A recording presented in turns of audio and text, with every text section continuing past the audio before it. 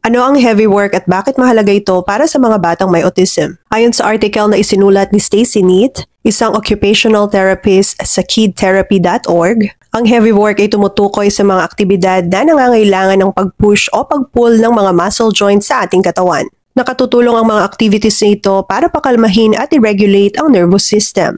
Kapag ang mga bata ay may heavy work activities, nagre-release ang kanilang katawan ng serotonin at dopamine, mga neurotransmitters na nakakakalma at tumutulong sa kanila na maging organized. Ang bata na may heavy work activities ay mas nakaka-focus at active sa assigned tasks, mas kontrolado ang impulses, mas aware sa kanilang katawan at surroundings, improve ang force discrimination at mas handa sa pag-handle ng stressful situations. Magandang gamitin ang heavy work bilang preparatory activity bago harapin ng bata ang isang challenging situation, kagaya ng pagpunta sa zoo, paggawa ng mahirap na homework, mahabang biyahe, pagsubok ng bagong pagkain, at pagupo sa dining room.